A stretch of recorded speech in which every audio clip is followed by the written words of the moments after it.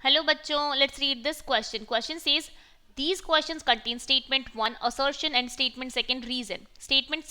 Option A is correct when statement 1 is true, statement second is true, and statement second is a correct explanation for statement 1. Option B is correct when statement 1 is true, statement second is true, and statement second is not a correct explanation for statement 1.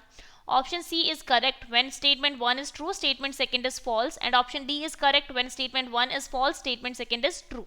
Now the statements are, statement 1 is pKa1 of fumaric acid is more than maleic acid, and statement second is conjugate base of fumaric acid is stabilized by intramolecular hydrogen bonding.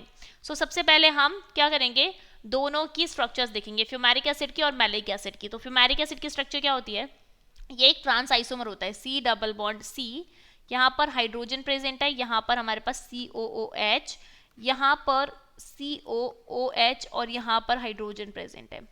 और ये तो हमारे पास है fumaric acid, fumaric acid.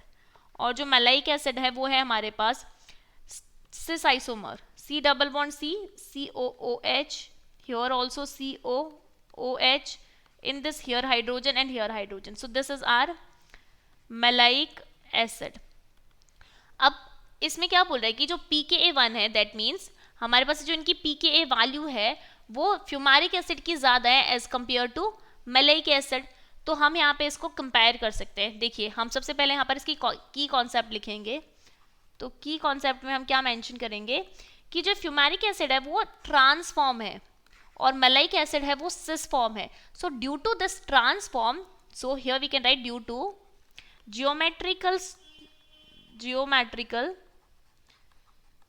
To geometrical reasons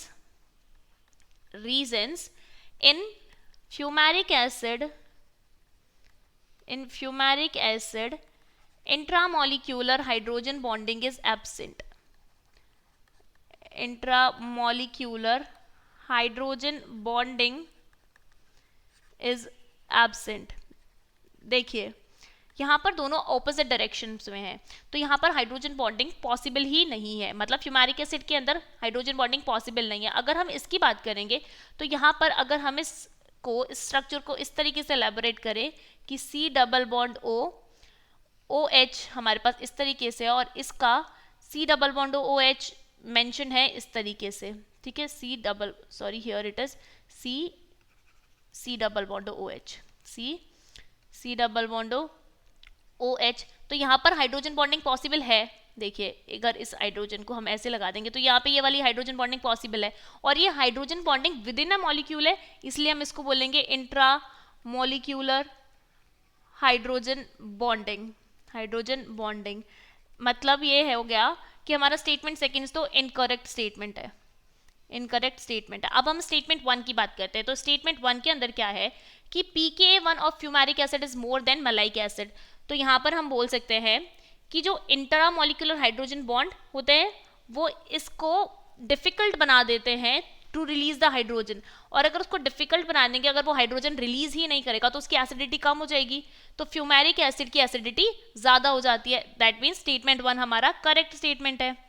So यहाँ पर statement 1 is true and statement second is false, hence option C is the correct choice for this question. Hope you understood it well. Best of luck and thank you.